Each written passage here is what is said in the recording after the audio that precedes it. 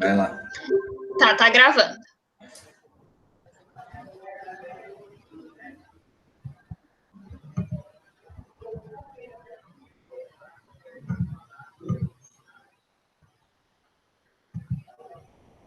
Apareceu? Tá carregando, Aninha. Beleza. Aí, beleza? Foi? Foi. Então eu vou começar. Tá. Boa tarde, pessoal. Hoje é a nossa penúltima aula, nosso penúltimo encontro do nosso curso de ortopedia. E hoje eu vou falar um pouco sobre osteossíntese minimamente invasiva. Então, para a gente falar um pouco sobre a osteossíntese minimamente invasiva, que é uma técnica super avançada já da ortopedia, a gente precisa relembrar um pouco sobre os primórdios da ortopedia. O quanto a ortopedia evoluiu para a gente chegar a fazer uma MIPO, por exemplo. Então, antigamente, como que eram tratadas as fraturas? As fraturas eram tratadas principalmente com talas, e o paciente ficava imobilizado, por exemplo, numa cama, era uma tala com uma tração no membro, e esse paciente ficava imobilizado até a consolidação da fratura, então poderia ficar ali deitado naquela cama por meses e às vezes até anos, dependendo da velocidade da consolidação daquele paciente. Essa é uma das primeiras placas desenvolvidas, descobertas pela humanidade. É uma placa de aço, foi encontrada num esqueleto durante uma escavação. A gente vê a precariedade desse material.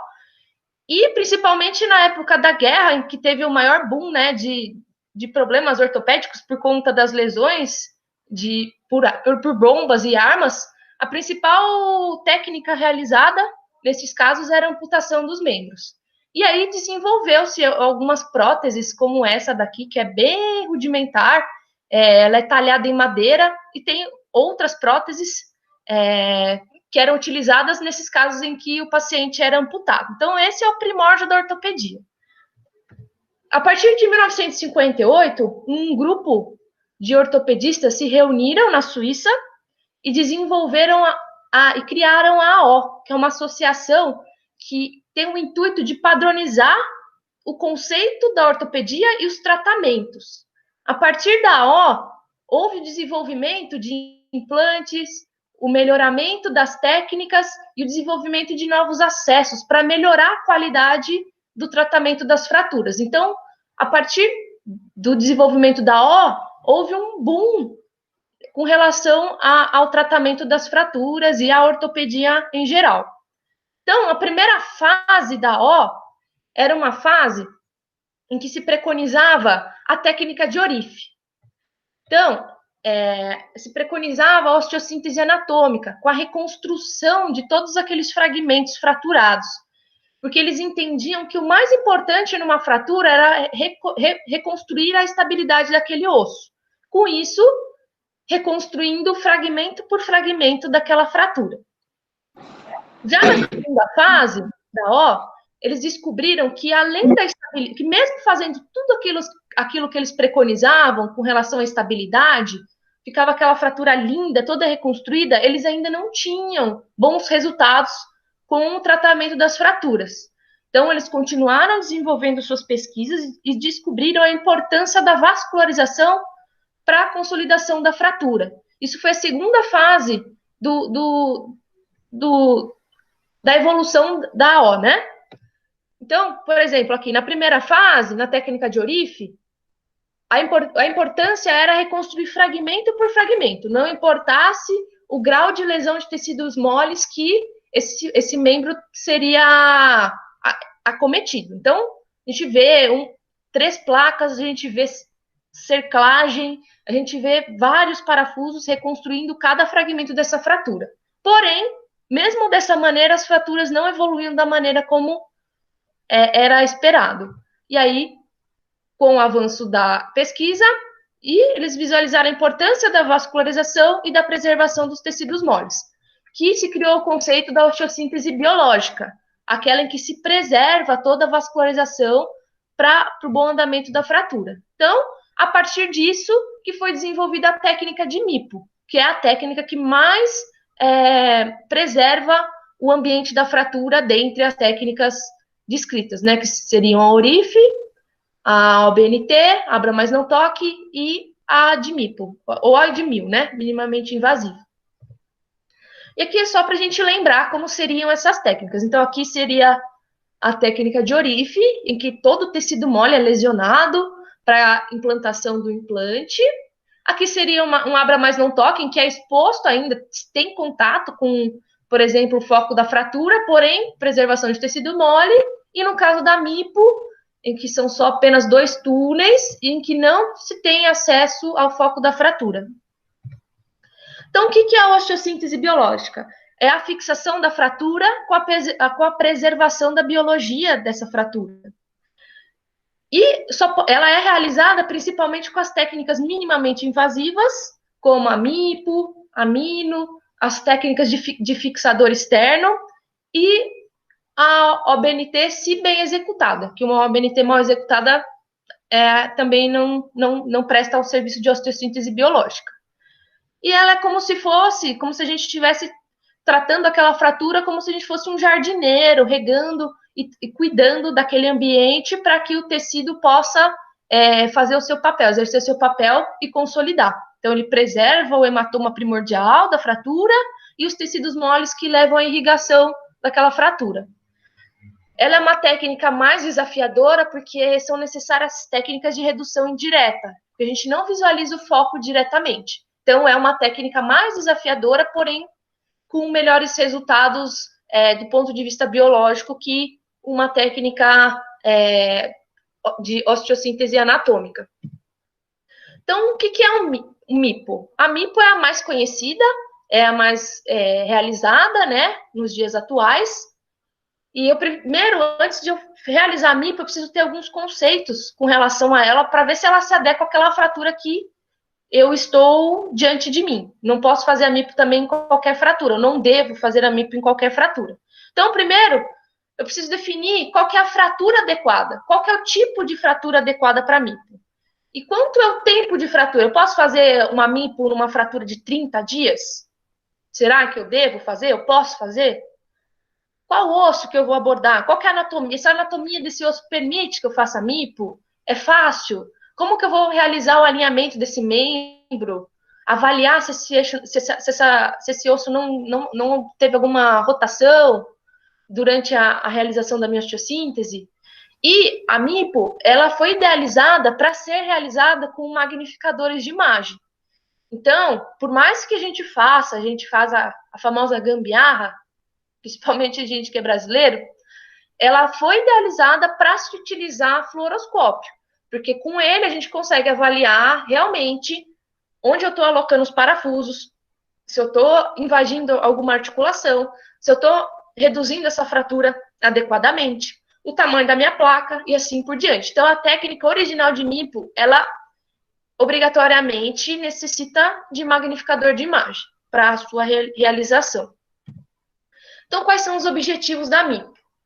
Primeira coisa, preservar o suprimento sanguíneo por mínima exposição. Então, preservar o foco da fratura. Não ter reconstrução anatômica. Então, osteossíntese biológica, placa ponte, não vai existir cerclagem, parafuso leg, é uma placa em função ponte. Fraturas que permitem a função ponte. Esses fragmentos, eles devem ser alinhados em posição funcional, então eu tenho que ter cuidado em como eu vou alinhar essa fratura para que eu não cause danos. A redução, ela necessariamente é indireta, porque eu não estou visualizando o foco, não me permite colocar pinças ali no foco, manipular esse osso. A formação do calo é secundário por conta da placa ser em ponte. E, teoricamente, a MIPO ela seria mais rápida, ela é para ser mais rápida do que a técnica de ORIF. Porém, isso demanda experiência. Então, por ela ser, na teoria, por cirurgiões experientes, realizam ela num tempo operatório mais rápido, menor tempo operatório do que o ORIF. Com isso, diminuía-se o risco de infecção. Porém, lembrando que a MIPO, a curva de aprendizado dela é um pouco maior do que a ORIF ou a OBNT. Então, quais são os traços de fraturas que permitem a realização da MIPO? Então, conceitualmente, no início, quando a técnica foi desenvolvida, era indicada que a MIPO fosse realizada apenas em fraturas cominutivas, tá? Com o passar do tempo, foi se vendo que em outros traços de fraturas também iam bem com a MIPO. Mesmo utilizando fraturas de traço simples, mesmo elas consolidavam sendo realizada a MIPO, em função ponte. Então, no caso de uma fratura, só que, porém, não são todos os animais e todas as fraturas transversas, por exemplo, que vão bem com a MIPO. Então, o que seria uma fratura transversa que vai bem com a MIPO? Seria uma fratura com pouco deslocamento, então, que não tem um grande deslocamento para eu conseguir, me ajude a reduzir com mais facilidade essa fratura. Em pacientes jovens, que eu sei que a consolidação vai ser mais rápida, então aquela fratura, ela vai formar um calo fibroso, cartilaginoso mais rápido, e a minha placa não vai demorar muito para consolidar, essa placa não vai falhar antes da consolidação, e eu tenho que esquecer a técnica de fratura transversa com pressão. Não, nesse caso vai ser ponte e não vai ser possível comprimir a fratura. E nas fraturas oblíquas espirais, elas são mais desafiadoras. Elas são pouco indicadas na MIPO, porque elas têm uma maior força de cisalhamento. Então, a gente acha que reduziu bem, porém, ela tende a mudar, a deslocar novamente esse foco, e eu acabo perdendo a redução por conta mesmo da força de cisalhamento que é exercida sobre aquele membro. E também, se for realizar, em casos específicos. Então, também, uma fratura espiral oblíqua pouco deslocada, em um cão jovem, e, se possível, o melhor das hipóteses, com a fíbula íntegra. Assim como o rádio com uma una íntegra também é mais fácil de realizar. E qual que é o osso mais fácil de começar a fazer MIPO? Porque MIPO não é uma coisa que a gente vai assistir a aula hoje e vai falar, amanhã eu vou fazer. Como eu falei, precisa de muito conhecimento anatômico, dominar as técnicas de redução indireta e as técnicas de ortopedia mesmo, de implantação de placa, enfim. Então, o osso mais fácil para iniciar na técnica de MIPO é a tíbia.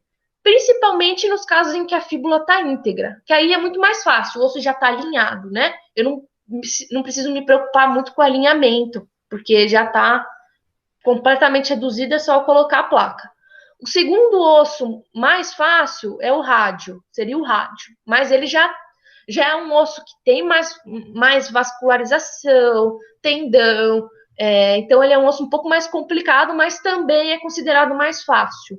O fêmur é o terceiro osso mais fácil, também é um osso complicado, porque é difícil de avaliar o alinhamento dele, eu posso causar desvios importantes, é um osso com bastante cobertura muscular, então é difícil passar o implante, e o osso com mais dificuldade de realização da MIPO é o húmero, tá? Já é nível hard. Por conta da inervação, da própria conformação do húmero, né? Ele já é difícil fazer aberto, quem dirá fazer MIPO, mas dá para fazer. Então, como que eu faço o planejamento para MIPO? Eu preciso de, primeiro, raio-x em projeções ortogonais, então pelo menos 2 projeções de ambos os membros. Por quê? Porque eu preciso mensurar o tamanho exato do membro contralateral, para eu não, por exemplo, se eu planejar no membro fraturado, eu posso deixar um pouco mais curto, porque eu acabo perdendo um pouco a referência por conta da fratura. Então, o ideal é que eu radiografe o membro contralateral para fazer as mensurações do tamanho da placa, tamanho dos parafusos e planejar o local ideal. Então, sempre 2 projeções de ambos os membros. Eu preciso entrar em cirurgia sabendo qual é o tamanho da minha placa, o comprimento, a largura, quantos parafusos eu vou pôr, onde eu vou colocar. Não adianta eu chegar lá e falar, hoje eu vou fazer uma MIPO, não sei que placa eu tenho, que tamanho de placa eu tenho. É necessário já, no pré-operatório, vir com o planejamento pronto. O ideal é que eu já faça o pré-retorcimento dessa placa, no momento pré-cirúrgico, para que meu tempo de cirurgia seja o menor possível. Isso eu consigo fazer com o membro contralateral, né, avaliando o membro contralateral. Então, principalmente, por exemplo, na tíbia, eu faço o contorno ali do maléolo para já agilizar um pouco a minha cirurgia, já facilitar, porque ali eu vou ter um espaço muito pequeno para eu visualizar se está certo esse retorcimento da minha placa. A seleção do paciente é o mais importante. Então, será que esse paciente é o apto para eu realizar essa técnica? Será que ele tem a idade? Será que ele tem o tipo de fratura adequado? Será que o tempo da fratura é o adequado? Será que o implante que eu estou usando é o adequado? Tá? Isso vai interferir muito. Eu preciso respeitar o alinhamento, então eu preciso observar o alinhamento das extremidades do meu membro e eu preciso avaliar se essa minha placa está acomodada no centro do meu osso, porque um erro comum é acabar ficando muito lateralizada essa placa ou medializada e acabar pegando só uma casquinha do osso e aí acaba fraturando depois e complicando mais, sendo necessário reintervir. São placas longas com parafuso nas extremidades, porque é função ponte.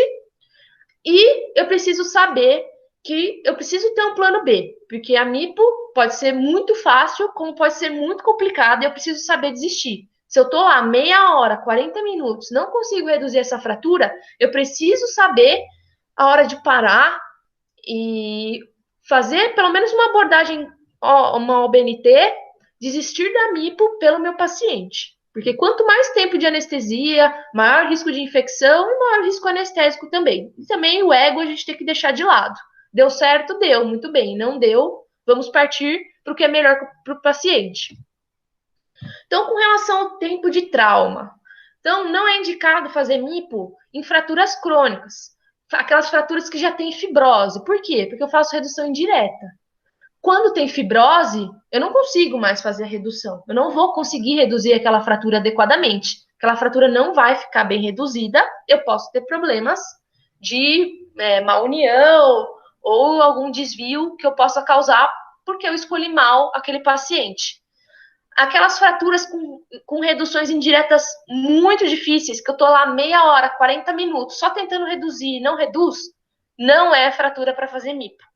E quando eu tenho muito tecido fibroso, por conta daquela questão que eu comentei, da redução, e também pela acomodação da placa, né? Aquela bola de tecido fibroso que não acomoda a placa de maneira adequada. Então, como que seria o passo a passo da MIP? Então, basicamente, dependente do osso que a gente vai utilizar, é uma cirurgia em que a gente realiza 2 portais, tá? Um portal cranial e um portal distal. A placa, como eu já comentei, é em função ponte e os parafusos são nas extremidades do osso. Eu preciso garantir o alinhamento desse osso e o comprimento desse membro. Como eu não vou olhar a redução, não vou conseguir visualizar a redução, principalmente porque a maioria da gente não tem magnificador de imagem, eu preciso garantir que esse membro está em comprimento adequado. E aí eu posso utilizar algumas ferramentas que eu vou comentar mais para frente. A consolidação vai ser por estabilização relativa, por conta do tipo de implante que a gente vai utilizar, da técnica ser em ponte, e eu vou preservar o foco da fratura, realizando a MIPO de modo adequado. Então, quais são as técnicas de redução indireta? Que vão me facilitar o alinhamento, conseguir alinhar e ganhar o comprimento desse membro. Então, a primeira, a mais comum, a que a gente mais realiza, é com pino intramedular, tá? Então, aqui é um artigo que ele preconizou uma abordagem, depois eu falo mais para frente, no número, em que ele primeiro faz a técnica de redução e alinhamento com pino intramedular, e depois ele coloca a placa. Então, ele já ganhou o comprimento e alinhamento com o pino intramedular. Uma outra forma é com o uso de pinças, só que essas pinças são colocadas externamente, por fora da pele, porque, como eu já comentei, a abertura é muito pequena. Assim, dá para fazer uma abertura maior, tentando, principalmente no começo, preservando-se o foco, mas mesmo assim, às vezes não dá para colocar uma pinça. Então, as pinças externas, ó, tá vendo? Como essa daqui, dá para colocar, dependendo do osso, dependendo do tamanho. Uma técnica que é bem interessante também é com o fixador externo. Então, você coloca, eu vejo o pessoal fazendo bastante com osteotomia corretiva, né? Então, coloca antes de cortar a cunha, né? Por exemplo, na osteotomia corretiva, para não desalinhar esse osso. No caso da MIPO, coloca, aqui nesse caso está usando um circular, né? Então coloca um fio na extremidade distal e um na proximal, ganho o comprimento e o alinhamento, e aí eu coloco a placa. Me ajuda muito na redução e no alinhamento, o uso do fixador. Posso utilizar também a tração do membro, principalmente durante o preparo do paciente. Então, eu mantenho esse membro pendurado na parede ou com algum peso para fazer a distração e reduzir a contratura muscular, para ajudar a alinhar essa fratura, diminuir um pouco essa contração. E através da placa mesmo. Então, por exemplo, eu insiro em uma extremidade e reduzo com a própria placa e consigo realizar o alinhamento dela com a própria placa que eu vou colocar. Então, vou falar falar brevemente sobre como é o acesso nos principais ossos. É bem básico, vai ter uma aula dessa no curso. Então, o osso mais fácil de realizar a MIPO é na tíbia. Por que ele é fácil? Porque ela tem pouca cobertura muscular, ela é mais fácil de palpar, ela é mais fácil de observar o alinhamento, ela tem poucas estruturas importantes que eu possa lesionar de maneira iatrogênica, fechada, tá?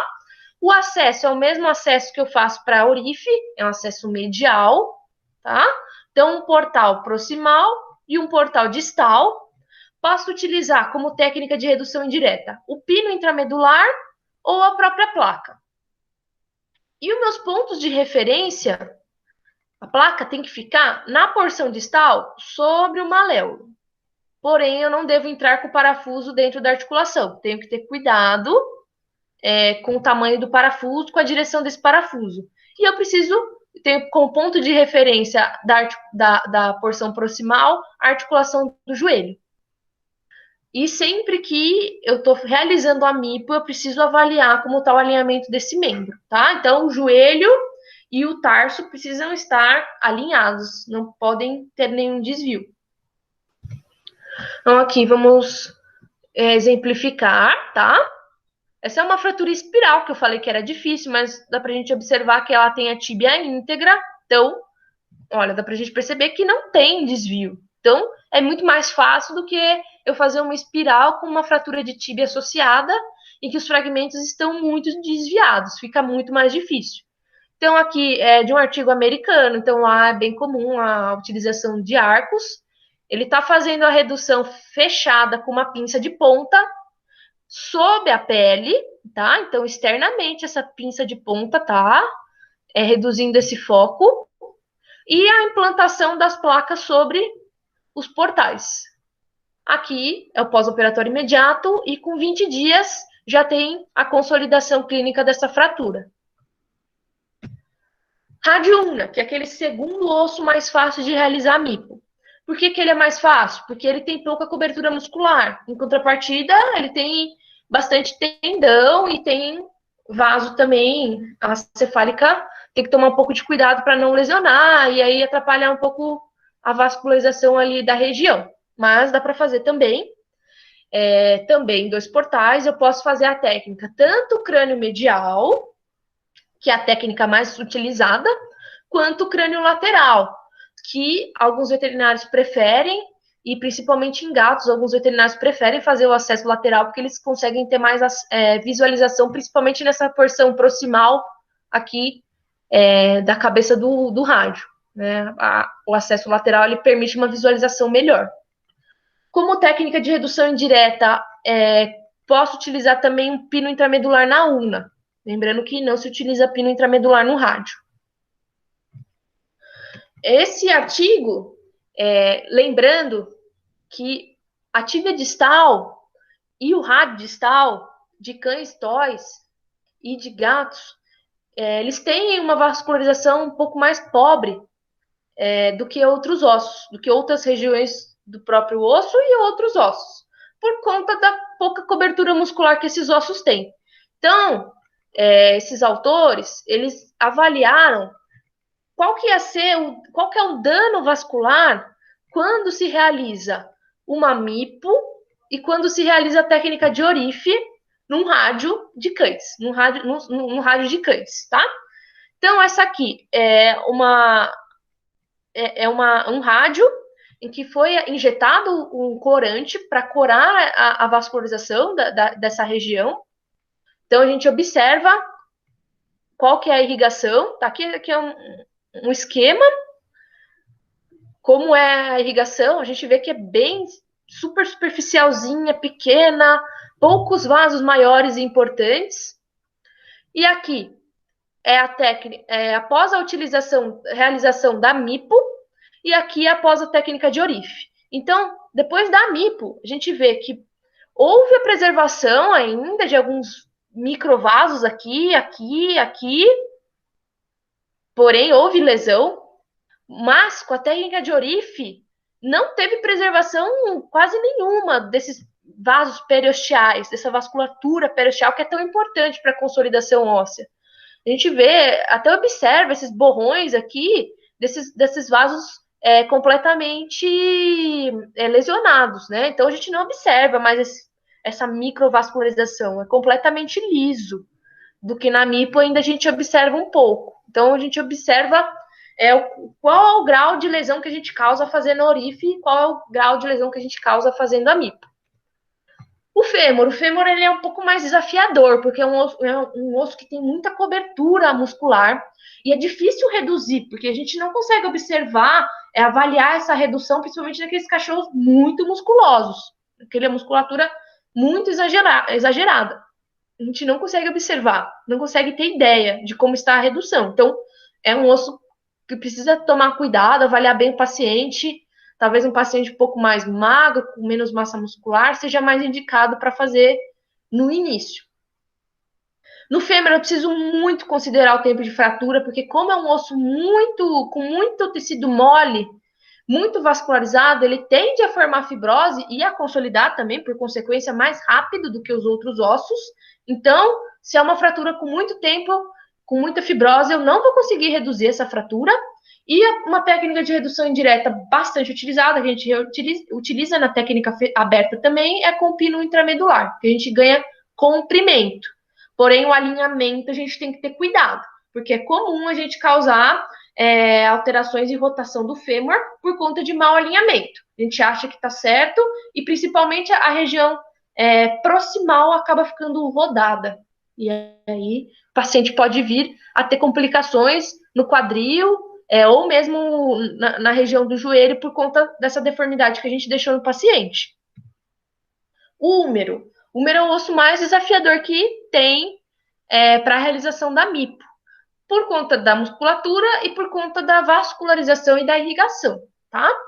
Então, também é realizada com a técnica dos 2 portais e classicamente, quando foi proposta a técnica de MIPO, o autor descreveu todos os ossos e ele descreveu a técnica pelo acesso lateral. Então, qual que é o ponto de inserção? Meu ponto de visualização proximal, seria o tubérculo maior, e o distal seria a crista epicondilar lateral. Esses seriam meus pontos de referência para a colocação do implante. E como eu comentei, é desafiador, porque tem muita cobertura muscular e muitas estruturas importantes, e a conformação dele também é um pouco ingrata. Tá? Então, às vezes, colocar uma placa reta, dependendo do animal, não dá. E em 2018, 2 anos atrás, esses autores eles descreveram uma técnica de implantação via percutânea de MIPO do húmero com acesso medial, tá? Então eles descreveram a técnica, como ela é realizada, quais são os portais que utiliza. Então dá para realizar tanto o acesso lateral quanto o acesso medial. Porém, olha só, essas são imagens do artigo, tá? Também Estados Unidos, fluoroscópio. Eles fazem a redução primeiro com pino intramedular, tá? Depois implantam a placa. Com técnicas de redução fechada também. E olha só como que a placa, na porção medial, ela precisa ser retorcida. Não tem como colocar a placa reta. Então, húmero, acesso medial, nível hardcore, tá? Por conta desse retorcimento que é necessário fazer na placa. Então, tem que se preocupar com a vascularização, com a irrigação, com a inervação, onde eu coloco a placa, se essa placa está bem colocada, então o número realmente é bem desafiador. Mas está descrito em literatura, se alguém fez, dá para fazer. Ó, aqui, mais um exemplo, tá? Sempre com redução, com pino indireto e pinças, e depois a implantação da placa. Quais são as principais complicações da MIPO? Porque ela é muito legal, consolida mais rápido, é muito melhor para o paciente, esteticamente fica super bonito. Porém, como qualquer técnica, tem complicações. Quais são essas complicações? Principalmente, mau alinhamento, tá? Então, por exemplo, aqui, não foi bem reduzida essa fratura, bem alinhada, e eu posso gerar um recurvatum aqui, por conta desse mau alinhamento. Eu posso causar valgos, posso causar varos, posso causar procurvato, posso causar recurvato, se eu não me atentar a avaliar o alinhamento durante a cirurgia. Mesmo cirurgiões experientes causam mau alinhamento na técnica, porque é uma redução fechada, é muito difícil. Mesmo com o fluoroscópio ele não é 3D, né? É um plano. Então, às vezes, passa despercebido alguma coisa e o animal pode vir a ter algum desvio angular, tá? Outra coisa, técnica inadequada. Então, placa curta, então, cirurgia mal planejada. Parafuso na articulação, muito próximo do foco. O parafuso na articulação ainda é inerente do planejamento, tá? Agora, próximo do foco, eu me planejei mal. Implantes mal posicionados, então, por fazer fechado, olha como é difícil colocar um pino fechado no fêmur. Então, esse pino acabou saindo fora do fêmur. Então, isso é uma complicação que pode acontecer. E a gente acha que tá ok, radiografa e vê essa complicação, tem que reintervir. E pode acontecer também a fadiga do implante. Então, dependendo do tipo de fratura que eu vou utilizar, eu acabo ciclando demais esse foco de fratura, a placa não sustenta, acaba quebrando o implante, sendo necessária a reintervenção do paciente. Então, relembrando, demorou? Eu ainda fui legal, coloquei mais que 1 hora, mas o ideal é que não demore mais que meia hora para reduzir. Então, demorou mais que 1 hora para reduzir, parte para o plano B. O ego fica lá embaixo e a gente tem que converter para o método aberto. Então, tudo bem, não precisa fazer orife descascando o osso, mas faz uma OBNT, um abra mais não toque, tá? Por quê? Porque quanto mais tempo eu fico lá tentando reduzir, eu aumento a chance de infecção, porque quanto mais tempo cirúrgico, maior risco de infecção. E eu acabo perdendo a biologia. Mexo, acabo lesionando tecido mole, perdendo aquele hematoma. Então, demorou mais que meia hora, 40 minutos, converte para o método aberto. Outra técnica minimamente invasiva que dá para ser utilizada é a técnica minimamente invasiva com haste bloqueada. Ela é mais desafiadora, porque, particularmente, eu acho a haste bloqueada mais desafiadora do que a implantação de uma placa bloqueada. Porém, ela tem uma vantagem que a redução ela é feita pelo próprio implante, tá? Então, colocando bem essa haste, a tendência é que tudo vá bem depois. O mais difícil é a colocação dela. Depois, com a implantação e o bloqueio ali, a tendência é que tudo fique bem. E é um implante super estável, super rígido, que raramente, vou falar raramente, mas que menos comum complicações com relação ao implante, de quebra de implante. Essa aqui é uma fratura de fêmur, foi realizada lá na Unesp, tá?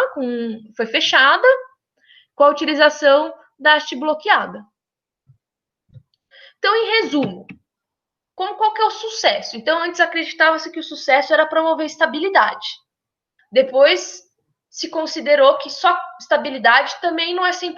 Então, hoje o sucesso é preservar a biologia e garantir estabilidade. Então, não adianta eu querer fazer uma placa-ponte que está instável ou que é uma fratura que não permite aquele tipo de configuração, porque mesmo com a biologia intacta, aquele osso não vai consolidar.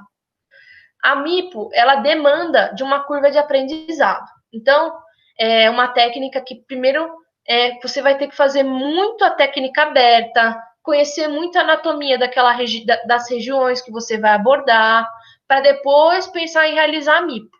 E começar a MIPO com aquelas fraturas. Por exemplo, uma fratura de tíbia com a fíbula íntegra, uma fratura de radiúna com a una íntegra, uma fratura de rádio, na verdade, com a una íntegra. E aí, conforme vai pegando mão, vai pegando jeito, aí vai aumentando a dificuldade, tá? E saber a hora de parar de tentar. Porque, como eu já comentei, às vezes a gente quer fazer muito aquela técnica, mas as coisas não dão certo e a gente tem que pensar no paciente, o que é melhor para o paciente. Não vai ficar, não vou postar no Instagram aquela minhas 2 incisões pequenininhas, topzinha. Não, não vou, mas o paciente vai sair muito melhor, uma fratura muito mais estabilizada, porque eu fiz do método aberto e correto. Não tentei fazer uma MIPO de qualquer jeito, tá? E é isso, pessoal. Muito obrigada. Estou com muita saudade de todo mundo, saudade do curso. Eu espero que isso acabe logo. Agora a gente já tem uma data definida, né, de volta. Em janeiro, quem vier para a aula. Em fevereiro, todo mundo já vai se reencontrar para a gente dar andamento para o curso e todo mundo evoluir junto. Tá bom, gente? Muito obrigada.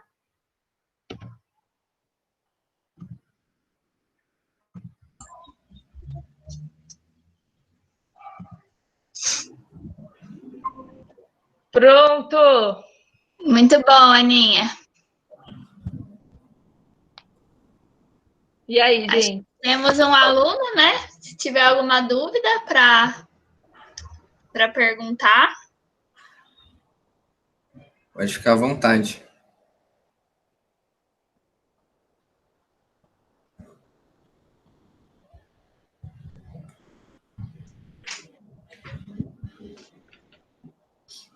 Mas eu acho que é bem isso, né? Às vezes a gente pensa que a MIPA é a melhor coisa do mundo, mas também tem que colocar na balança aí se vai conseguir a estabilidade adequada e a redução adequada. É difícil, meu. Às vezes a gente não consegue reduzir aberto. Imagina fazer fechado. Né? Sim. E fazer a graduação do paciente também, né? Tem paciente que não permite, né? Não é melhor nem tentar. É que assim, a MIPO virou meio que moda, né? Aí qualquer fratura que vinha, todo mundo quer fazer MIPO, MIPO, MIPO, MIPO, MIPO sem avaliar, né? E aí começa a dar BO e aí começa a falar que a MIPO não presta, né? Mas é que tá, será que a MIPO não presta? Ou será que a técnica que está sendo mal executada, né? Complicado. E igual você falou, né? Assim, fora a gente vê muito uso de fluoroscopia. E Sim. Aqui a gente, infelizmente, não tem como realidade, né? Ainda são poucos lugares. E aí termina que a taxa de complicação é maior. Bem maior, né? Bem maior. Até com a técnica bem aplicada, se o paciente for eleito para isso. Sim. A avaliação clínica, né? Para ver se aquele paciente também. Isso. E os caras topzeiras, eles têm muita complicação de MIPO. Tem vários artigos com complicações de MIPO, né? Mesmo com tudo do bom e do melhor, né? Então... a taxa de mau alinhamento é grande, mesmo com fluoroscópio em algumas fraturas. Sim. E aí, seu projeto, né, Brendinha? Nem falei, mas falei um pouco da fratura transversa, espiral. Sim.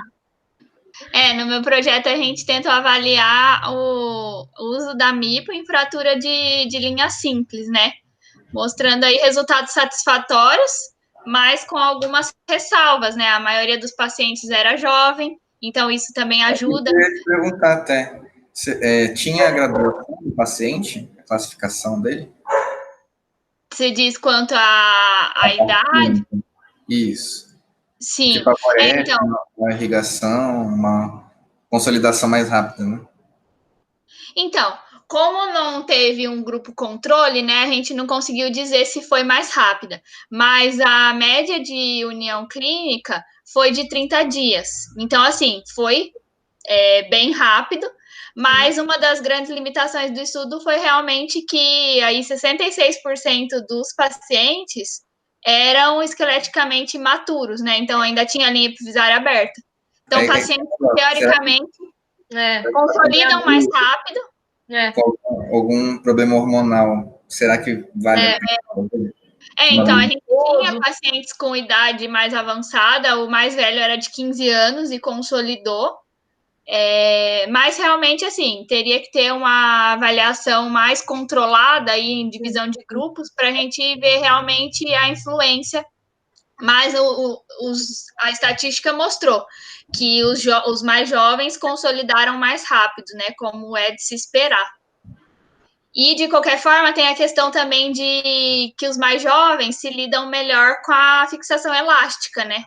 Mesmo sendo uma fratura e tendendo a auto-strain, eles suportam bem uma fixação elástica porque eles formam o calo muito rápido, né? Para ter load sharing ali. Então, esse é um ponto também, né? Igual a Ana comentou, da idade. Não só pela questão de formar calo ósseo mais rápido, mas também por essa questão aí de reduzir falha do implante, né? Por conta da formação rápida mesmo do calo ósseo. Mas o que a gente mais vê é realmente em fratura cominutiva, né? E fraturas aí com a fíbula ou a una íntegra, pouco desvio, porque também não adianta a gente querer fazer numa fratura simples, muito desviada, que tem contratura muscular, que não vai adiantar, né? Vai chegar ali no pós-operatório e vai ter que voltar para a mesa, porque tá totalmente... Vai chegar no transoperatório, vai dar 1h30 de cirurgia e tudo Aí perde toda... Então, o principal mesmo é saber escolher em qual caso usar, né? Usar um distrator. Porque é muito benéfico, mas precisa ser aplicado no caso certo, porque senão o que é para ser benéfico vai terminar sendo complicação. Exato. Com certeza. E o trabalho do Zé foi também com MIPO, avaliando deformidade. Também ele encontrou bastante, né, Brendinha? Sim. Na maioria dos casos teve desvio. No meu, a gente tentou avaliar desvio também. E também foi constatado, né? Desvio, principalmente ali no plano sagital. No plano frontal. Não foram desvios que causavam repercussão clínica, mas... Desvio, né? Nenhum dos casos, acredito que no do Zé também, causou repercussão clínica, mas mensurando ali os ângulos, né, mecânicos da tíbia, tinham alterações. Que, assim, a longo prazo, a gente ainda não sabe exatamente se isso pode causar aí uma DAD no futuro, algo assim, né? A princípio, a curto prazo, no momento observado, os pacientes tinham o apoio normal, né? Ali, não existia qualificação significativa. Mas... Aconteceu muito valgos e vários? Oi? Valgos e vários de tíbia? Então, no meu, eu não teve diferença significativa com o da literatura, né? A gente não conseguiu avaliar com o do próprio animal. No plano frontal, então valgos e vários não teve, mas teve principalmente retrocurvato. Então, ali já influenciando no ângulo do platô tibial, né? A gente não sabe se isso mais para frente pode gerar alguma complicação. Esse é o problema, né? Qualquer plano que você vai sobrecarregar algum lado. Sim. Exatamente. Mas acho que é isso, né? Se não tiver nenhuma dúvida, depois a gente fica à disposição no grupo. Isso aí. Até semana que vem, né? Isso, semana que vem temos a última reunião com fraturas expostas. Isso aí. Então, obrigada, Aninha. Beijo. Tchau, gente. Boa semana. Obrigada. Tchau, tchau.